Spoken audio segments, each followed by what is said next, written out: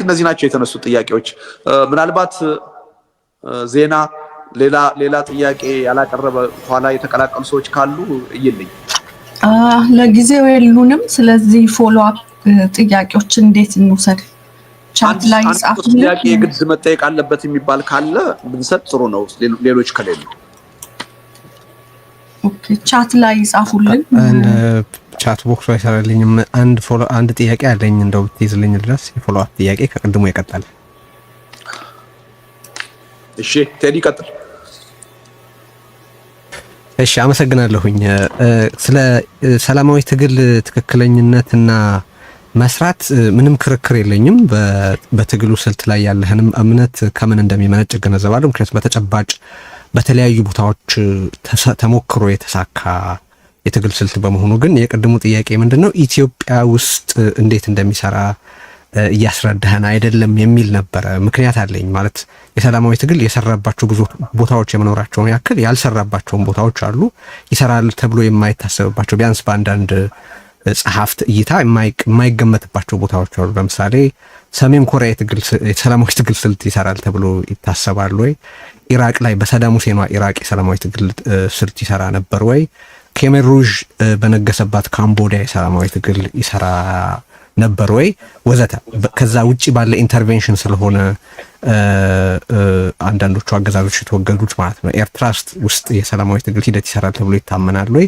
እንዳለ ፕሮዳክቲቭ የሆነው ኃይል ከሀገር የወጣበት ሁኔታ ስለሌለ ማለት ነው። ኬዝ ባይ ኬዝ ታይቶ በኢትዮጵያ ውስጥ ሰላማዊ ትግል አሁን ባለው ሁኔታ ይሰራል እንድትል ያስቻለህን ነገር ትንሽ እንድትልበት ፈልጌ ነው። ወይስ የቅደም ተከተል ችግር አለ እዚህ ጋር? ዋናውን ትግል ከማካሄድ በፊት ሰላማዊ ትግልን የማስረዳት ትግል ያስፈልጋል ማለት ነው ወይ ነበር ጥያቄና እሷ ላይ ትንሽ አስተያየት ሰጥ።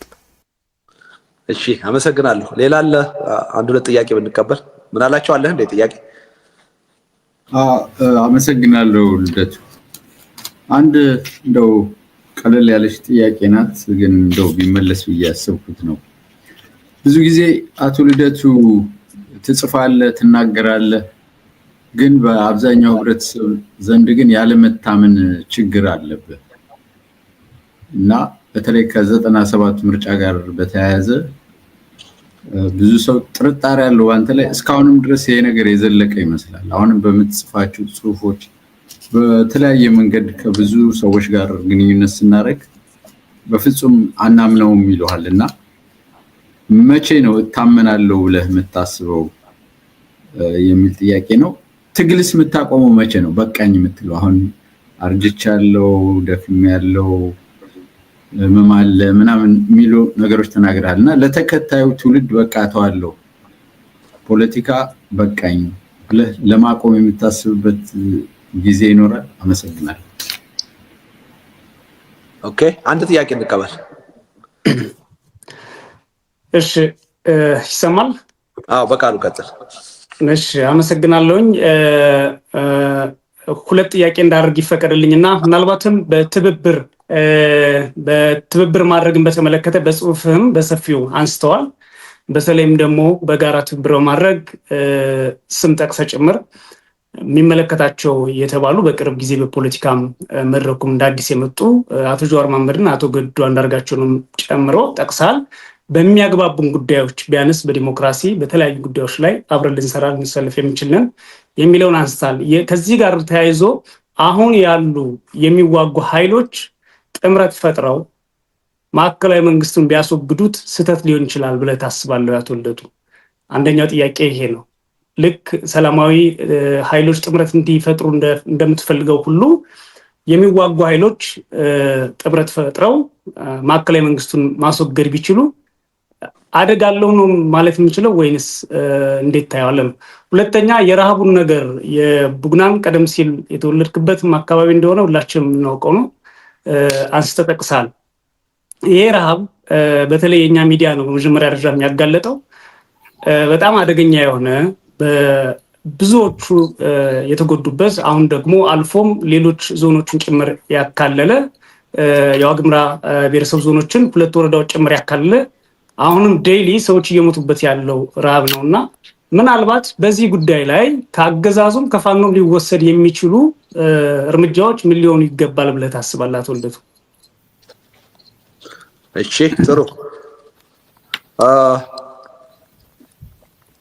የቴዲ ጥያቄ ላይ ቢጀምር የሰላማዊ ትግል ገደብ የለውም ወይም ደግሞ የሚወሰንበት ቦታ የለው በሁሉም ቦታ ይሰራል ማለት ነው ወይ የሚለው ነገር ጥሩ ጥያቄ ነው የተነሳው። ምናልባት ቴዲ አይተው ከሆነ ባለፈው ያቀረብኩት መጣጥፍም ላይ ይሄን ነገር ለመዳሰስ ሞክሬያለሁ። አንተ በጠቀስካቸው ሀገሮች ለምሳሌ ሰሜን ኮሪያ፣ ኢራቅ፣ ሌሎችም የመሳሰሉት ሀገሮች ላይ ሰላማዊ ትግል ማካሄድ ይቻላል ብዬ አላምንም። እኔ ሌላ የቅርብ ምሳሌ ስጠይም ካልክ ኤርትራ ውስጥም አሁን ሰላማዊ ትግል ማካሄድ ይቻላል ብዬ አላምንም። በኢትዮጵያ ተጨባጭ ሁኔታም እንደ ሁል ጊዜ ይቻላል የሚል እምነት የለኝም። ወረቀቴ ላይ በግልጽ አስቀምጫለሁ። ይሄ መንግስት በሰላማዊ ትግል ተገዶ በቃ ከዚህ በኋላ የፖለቲካ መብት የሚባሉ ነገሮች ሁሉ በአዋጅ በህግ ታግደዋል።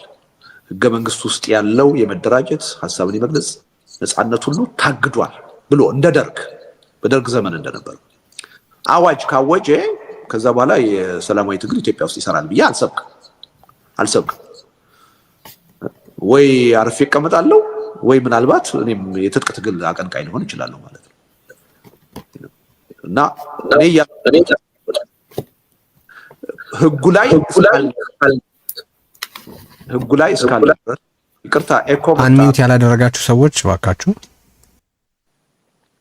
ይሰማል። አሁን ህጉ ላይ እስካለ ድረስ ግን ራሱ መንግስትን አስገድደን የሰላማዊ ትግል ከዚህ በኋላ ማካሄድ አይቻልም ብሎ በአዋጅ እንዲያግድ ራሱ ማስገደድ ውጤት ነው ብዬ ነው ማምነው።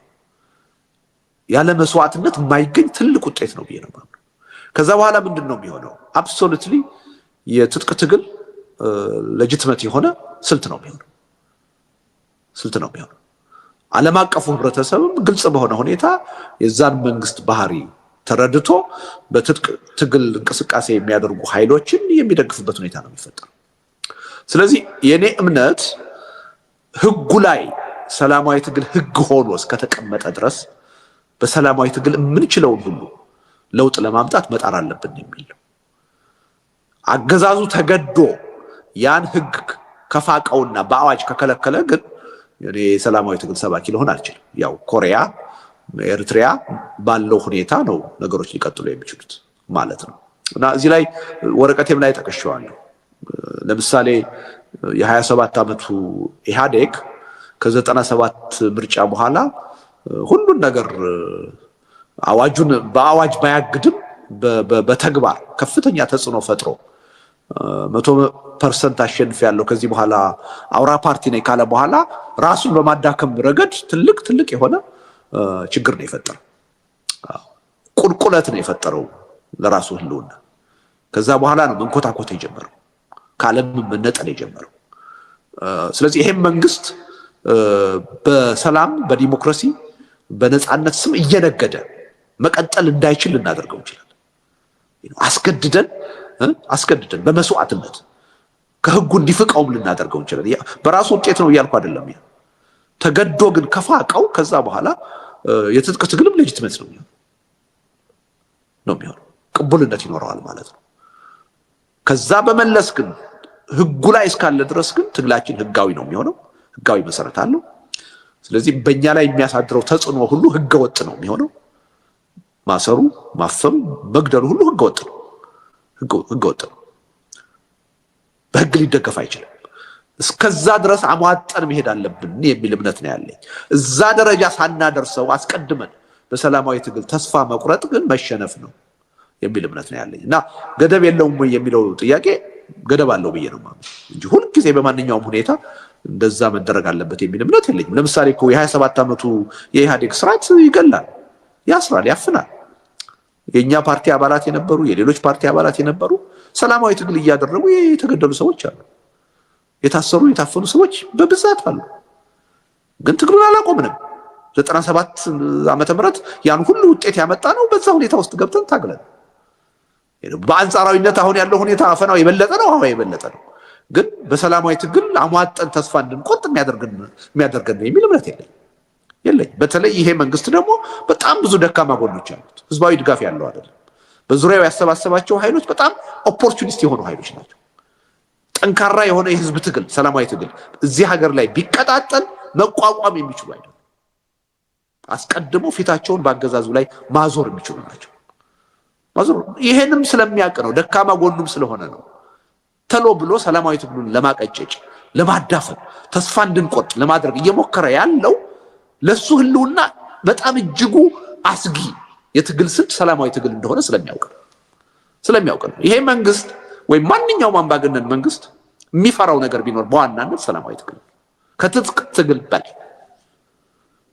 ስለዚህ ይሄን ደካማ ጎኑን አውቀን በዚህ ደካማ ጎኑ ነው ልናሸንፈው የምንችለው እና አሟጠን እዛ ደረጃ ላይ ማድረስ አለብን የሚል ነው እንጂ እንደው በማንኛውም ሁኔታ ቅድም የጠቀስካቸው አገሮች ያሉበት ሁኔታ ውስጥ ሆነን ሰላማዊ ትግል ማካሄድ አለብን የሚል እምነት የለኝም። በኢትዮጵያም ተጨባጭ ሁኔታ ገደብ አለው ብዬ ነው የማምነው። ግን ያ ገደብ ግልጽ ሆኖ በማይሻማ ሁኔታ ሊፈጠር እስከሚችል ድረስ አሟጠን መሄድ አለብን የሚል እምነት አለኝ። በዛ ደረጃ ሄደናል ብዬ አላምንም። እንዳውም በኢትዮጵያ ተጨባጭ ሁኔታ ሰላማዊ ትግልን ጀምረነዋልም ብዬ አላምንም። በአግባቡ አካሂደነዋልም ብዬ አላምንም። ገና የተወሰኑ ሰዎች ሲገደሉ ሲታሰሩ ነው ተስፋ የምንቆርጠው። አይሰራም የምንለው ትክክል አይደለም። ይሄ በትጥቅ ትግል ካጣነው የሰው ኃይል በብዙ ሺህ እጥፍ ማነው በሰላማዊ ትግሉ ካጣነው በላይ በብዙ ሺህ እጥፍ በትጥቅ ትግል አጣናል። ኢትዮጵያ ውስጥ ይሄ መንግስት ከመጣ በኋላ በሚሊዮን የሚቆጠር ህዝብ አልቋል።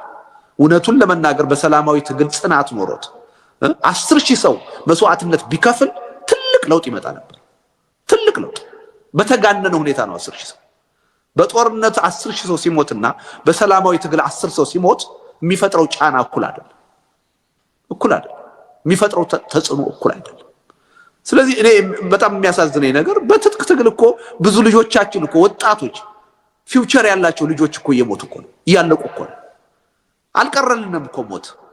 ካልቀረልን የበለጠ አዋጪ በሆነው ከጊዜም አንጻር የትግሉን ርዝመት ሊያሳጥር በሚችለው መስዋዕትነቱን ሊቀንስ የሚችለው ውጤቱንም ዘላቂ ሊያደርገው ለሚችለው ለሰላማዊ ትግል ለምን አንሞት? መሞት ካልቀረ በፈቃደኝነት ነው ትጥቅ ትግል እየሄደ ወጣቱ እየሞተ ያለው። ለምንድን ነው በፈቃደኝነት ሰላማዊ ትግል ላይ መሞት ያቃተን? ይህን ጥያቄ ራሳችንን መጠየቅ አለብን በእውነት እና ገደቡን በዚህ ደረጃ ማየቱ ጥሩ ይመስለኛል። እና የቅደም ተከተል ያነሳው እውነት ነው። 32 ዓመት የሰላማዊ ትግል ሳካሄድ ከኖርኩ በኋላ አሁን ከ32 ዓመት በኋላ ስለ ሰላማዊ ትግል ጠቃሚነት ለማስረዳት ነው እየተፍጨረጨርኩ ያለሁት። ለዚህ ነው ቴዲ እኔ ሁልጊዜ የከሰርኩ ፖለቲከኛ ነኝ የምለው ያለ ምክንያት አይደለም። እንኳንስ አስተሳሰቤ አሸናፊ ሆኖ የህዝብ አስተሳሰብ ሊሆንና ራሱ ሰላማዊ ትግል ምን ማለት ነው የሚለውን ነገር ለማስረዳት ነው እየጣርኩ ያለሁት። እና ይሄ በጣም የሚያሳዝን ነገር ነው በእውነት በውስጥ በጣም የሚያመኝ ነገር ነው። ግን ምንም ማድረግ አይቻልም፣ ሪያሊቲ ነው። ምናላቸው ያነሳው ነገር ያለመታመን ጥያቄ አለ። በጣም ጥሩ ጥያቄ ነው በእውነት ወረቀቴ ላይ በጣም ገልጬዋለሁ። ለምሳሌ እነን በሚመለከት የማይወራ ነገር አሁን ሰሞኑን ከኢትዮጵያ ከመግባቴ ጋር ተያይዞ የሚነሱ ሁለት አሉባልታዎች አሉ። አንዱ ቅድም እንዳልኩት ልክ ነፋኖን ምናምን ሁሉ እንዳወገዝኩ አድርገው ምንም እኮ የጻፍኩት ነገር የተናገርኩት ነገር የለም ስለፋኖ። ግን አውቀው ለምሳሌ የአማራው ህዝብ በከፍተኛ ደረጃ አሁን ፋኖን ስለሚደግፍ ልደቱን በአማራ ህዝብ ለማስጠላት ምን አጀንዳ ነው የሚጠቅመን ብለው ልደቱ የፋኖን ትግል አጣጣለ፣ የፋኖ ትግል ከሽፏል ነው ምናምን ብሎ አለ ብለው በእርግጠኝነት በሚዲያ ወጥተው የሚያወሩ ሰዎች አንዱ እሱ ነው። ሌላው ያው በጀርባ ተደራድሮ ነው ዋስትና ተሰጥቶት ነው ምናምን የሚሉ አሉ። እኔ ወረቀቴ ላይ ይሄን ጉዳይ በደንብ ጽፌዋለሁ። እነዚህ አሉባልተኞች እኔ ራሱ አገር ቤት ሄጄ ይቼ የቀረችኝን አንድ ህይወት ባጣ ብሞት አትመኑት ልደቱ የሞተው ያስመስል ነው ከማለት ወደ ኋላ ነው። በዚህ ደረጃ ነው ጭፍን ይሆነው። በጣም ጭፍን ሆነናል። እና ያለመታመን ችግር አንዱ ትልቁ የኢትዮጵያን ፖለቲካ ወደ ኋላ እያስቀረው ያለው ይሄ ነው። እና ሁለት ነገር፣ አንደኛ ማስፈራራት በትግሉ መስዋዕትነት እከፍላለሁ ሲል አንድ ሰው እኛ ምን እንርዳ፣ ከጎንህ እንዴት እንቁም፣ ምን እናግዝ ነው መባል ያለበት። አርአያ ሆኖ ነው መታየት ያለበት። ማስፈራራት የለብንም። እያስፈራራን መሪ ልንፈጥር አንችልም፣ ጀግና ልንፈጥር አንችልም። ኢትዮጵያውያኖች ይህን መረዳት አለብን። የራሳችን መፍራት አላንስ ብሎ ሰዎችን እናስፈራራለን፣ ህዝብን እናስፈራራለን። አሁን የኢትዮጵያ ህዝብ ቤቱ አናቱ ላይ እየፈረሰ በኑሮ ውድነት እየተሰቃየ በየትኛውም ዓለም ካለው ችግር በላይ ኢትዮጵያ ውስጥ ለትግል የሚያነሳሳ የሚያበቃ ችግር አለ። ለምንድን ነው ወጥቶ የማይታገለው? ሚዲያው በእያንዳንዱ ቀን ነው እየወጣ የሚያስፈራራው። ይሄ መንግስት ገዳይ ነው፣ አሳሪ ነው፣ ምህረት የለውም እያልን እናስፈራረዋለን። እያስፈራራን ደግሞ እንዲታገል እንጠይቀዋለን። እርስ በርሱ የሚጋጭ ነገር ነው። አንደኛ ከማስፈራራት መውጣት አለ። ሁለተኛ የእምነት ጉዳይ ነው። ሁልጊዜ እኔ አሁን ምን ከዚህ በላይ ለመታመን አሁን ምን ማድረግ አለብኝ? ምን አላቸው? 6 ጊዜ ታስሬያለሁ። ጤናዬን አጥቻለሁ። የግል ህይወቴን አጥቻለሁ። እኔ ኢትዮጵያ በልጅነቴ በ21 ዓመቴ በ22 ዓመቴ ነው የንግድ ስራ ውስጥ የገባሁት። ከኔ ጋር ንግድ የጀመሩ ሰዎች ዛሬ መልታይ ቢሊዮነር ናቸው። ኦኬ እኔ የፖለቲካ ትግል ውስጥ ገብቼ ያን ሁሉ ህይወት አጥቻለሁ። ቤተሰብ አልመሰረቱም እስካሁን። ጤናዬን አጥቻለሁ። ያላጣሁት ነገር የለም። ያላጣሁት ነገር ቢኖር ቅድም የጠቀስኩት አንድ ነገር ነው፣ ህይወቴ ነው ያለው አይደል? አሁንም በዚህ ሁኔታ አሜሪካን ሀገር ጥገኝነት ጠይቄ መኖር ስችል ለማምንበት ነገር ዋጋ ከፍላለሁ ብዬ አገር ቤት ልሄድ። ኦኬ ከዚህ በላይ ምን ላደርግ እችላለሁ ለመታመን? እንደ መሐሙድ በዋዚዝ ቤንዚን ራሴ ላይ አርከፍክፌ ላቃጥል? እሱ ነው የሚጠበቀው? እኔ የሚያሳስበኝ አሁን የኔ መታመንና ለመታመን ጉዳይ አይደለም። ሪሊ እንዲህ አይነት ሲኒካል የሆነ አመለካከት እያራመድን ያለ መረጃ ያለ ተጨባጭ ምክንያት ሰዎችን እንደዚህ በጥርጣሬ እያየን እንዴት መሪ ልንፈጥር እንችላለን? ወደፊት አንችልም። እስካሁንም መሪ መፍጠር ያልቻልነው በዚህ ምክንያት ነው። ብዙ ሰዎች መንገድ ላይ ተስፋ እየቆረጡ ትግሉን እየተውት የጠፉት ያለ ምክንያት አይደለም። ስም ማጥፋቱን፣ ጥርጣሬውን፣ አሉባልታውን መቋቋም ስላልቻሉ ነው። እኔ ተቋቁሜዋለሁ፣ ልፈራው አልችልም ወደፊት። ምክንያቱም እኔ ላይ ያልተባለ ነገር እስካሁን ያልተባለ ወደፊት ሊባል የሚችል አዲስ ነገር የለም ተብሎ አልቋል። አሉባልታን ፈርቼ ወደኋላ ልል አልችልም። ግን አሉባልተኞቹ ተስፋ አይቆርጡም፣ አሁንም ያወራሉ። ስለዚህ ምን ብታደርግ ነው የምትታመነው? እኔ ምንም መልስ የለኝም። ቅድም እንዳልኩ ነው ወይ ራሴን ቤንዚን አርከፍክፌ ሳቃጥል ያኔም እጠራጠራለሁ ስለማመናቸው። ሊያስመስል ነው ራሱን ያጠፋው ሊሉ ይችላሉ። ሐቀኛ ለመምሰል ነው ሊሉ ይችላሉ። በዛ ደረጃ የሚታይ ነው አሉባልታው። ቅድም እንዳልኩ ተዘጋጅተዋል። ኤርፖርት ስገባ ከታሰርኩ ይሄው ብለናችኋል እኮ ሰላማዊ ትግል አይሰራም ብለን ነበር እኮ በጀብደኝነት ገብቶ ነው እኮ ስንመክረው አንሰማ ብሎ ነው ለማለት ተዘጋጅተዋል። ካልታሰርኩም ደግሞ ነገረናችኋል እኮ ተመሳጥሮ ነው ተነጋግሮ ነው ተደራድሮ ነው ለማለት ተዘጋጅተዋል። እንዲህ ያለ አሉባልተኛ ባለበት ሀገር መሪ ልንፈጥር አንችልም። እውነቱን ለመናገር የሚዲያ ሰዎች ለኢትዮጵያ ትግል ለኢትዮጵያ ሕዝብ አስተዋጽኦ ማድረግ ካለባችሁ እንዲህ አይነትን አሉባልታ ነው መታገል ያለባችሁ፣ መዋጋት ያለባችሁ። ሕዝብ ከእንዲህ አይነት ተገቢ ያልሆነ ጥርጣሬ ካልወጣ ነፃ ካልሆነ በመቼውንም ጊዜ ቢሆን መሪ ሊፈጥር አይችልም፣ ታጋይ ሊፈጥር አይችልም፣ ጀግና ሊፈጥር አይችልም። እና ይሄ የትግሉ አንዱ ትልቁ ችግር ነው። እና መቼ ነው የምትታመነው? አላቅም፣ አይመስለኝም። በትግሉ ሂደት ውስጥ እስካለሁ ድረስ ብዙ ሰዎች በእኔ ላይ ያላቸውን እንደዚህ አይነት አሉባልታ ያቆማሉ የሚል እምነት የለኝም። ግን ደግሞ ማወቅ ያለብህ ስራውን በደንብ አድርጎ የሚከታተል በእኔ ላይ እምነት ያለው ቀላል የማይባል ህብረተሰብ አለ፣ የትውልድ አባል አለ በየሄድኩበት አድናቆቱን የሚገልጽልኝ። ፖለቲካን ባንተ ነው የተማርነው፣ በፖለቲካ ተስፋ እንዲኖርን ያደረከን አንተ ነህ፣ አደራህን ታስፈልገናለህ፣ ቀጥል የሚለኝ ደግሞ የህብረተሰብ ክፍል አለ። እንደዛም በመኖሩ ነው እስካሁን ልቀጥል የቻልኩት። ግን ያው አየሩን በአብዛኛው ሲሞሉ የሚታዩት አሉባልተኞቹ ናቸው በየሚዲያው እንጂ ጤናማ የሆነ አመለካከት ያለው ለምን ከፍለው ዋጋ ክሬዲት የሚሰጥ የህብረተሰብ ክፍል አለ በደንብ የሚያመሰግነኝ በየሄድኩበት አለ። እና ይሄንም ታሳቢ ማድረግ ተገቢ ይመስለኛል። ትግል የምታቆመው መቼ ነው ያልከው? ምን አላቸው? አላቆምም፣ ስሞት ነው የማቆመው። ግን ያ ማለት ቅድም ሪዮትም ካቀረበችው ሁኔታ አንጻር ሚናዬን አልቀይርም ማለት አይደለም። ለምሳሌ እውነቱን ለመናገር የፖለቲካ ድርጅቶች ኢትዮጵያ ውስጥ አሁን ጠንካራ ቢሆኑ በአመራር ደረጃ ክፍተት ባይኖር እኔ በፍጹም አመራር የመሆን ሚና ፍላጎት የለኝም፣ አይቴልም። ያ ክፍተት አለ ብዬ ስላመንኩ ነው እንጂ በዛ ደረጃ እየቀጠልኩ ያለሁት።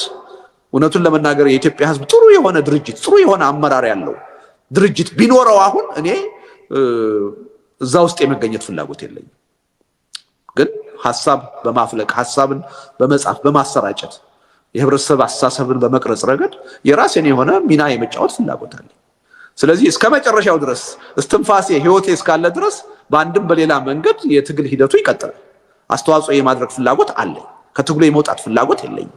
ሚናዬን በሚመለከት ግን እንኳንስ ወደፊት አሁን ራሱ አሁን ትግሉ ውስጥ ክፍተት ባይኖር ጠንካራ የሚባል አመራር ቢኖር እኔ አመራር የመሆን ፍላጎትም የለኝም። እውነቱን ለመናገር ያ አይነት አምቢሽን የለኝም ማለት ነው እና በዚህ መልኩ ቢታይ ጥሩ ነው። ሌላው ይሄ እንትና ያቀረብከው በቃሉ ተጣምረው የዚህ የታጠቁ ኃይሎች እነ ህወሓት ፋኖ ወይም ኦላ ተጣምረው ቢታገሉና መንግስትን ቢያስወግዱ ስተት ነው ወይ ያልከው ነገር አለ። እኔ ስተት ነው ብዬ አላምንም። እኔ በእነሱ ትግል ስልት አላምንም። ዘላቂ የሆነ መፍትሄ ያመጣል የሚል እምነት የለኝም። በተናጠልም ይታገል ተባብሮም ይታገል በትጥቅ ትግል ኢትዮጵያ ውስጥ ዘላቂ የሆነ ሰላም ዘላቂ የሆነ መፍትሄ ይመጣል የሚል እምነት የለኝም። ነገር ግን ሴናሪዮ ሳስቀምጥ 3 ነገሮችን ነው ያስቀምጥኩት። ምንድነው? አንደኛው አሁን በያዝነው የትግል ሂደት ከቀጠል አሁን ባለንበት ስንፈት የኢትዮጵያ የፖለቲካ ኃይሎች ከቀጠል በስልጣን ላይ ያለው አገዛዝ ማናችንም ከምንጠብቀው እድሜ በላይ በስልጣን ይቆያል። በግልጽ ቋንቋ ህብረተሰቡ እንዲገባው ምን ብዬ ተናግሬያለሁ? ጠቅላይ ሚኒስትር አብይ አህመድ የጀመሩትን ቤተመንግስት ጨርሰው ይኖሩበታል። ራሳችንን ማስተካከልና ማጠናከር የማንችል ከሆነ በግልጽ ቋንቋ አንዱ ይሄ ነው። ሁለተኛው ምንድነው? አሁን ያሉ ታጣቂ ኃይሎች ተጠናክረው እርስ በርስ መዋጋት እርስ በርስ መታገል እንደማይጠቅም ተረርተው የጋራ ሚኒመም ፕሮግራም ፈልገው የጋራ ግንባር ፈጥረው አገዛዙን ከስልጣን ሊያወርዱት ይችላል።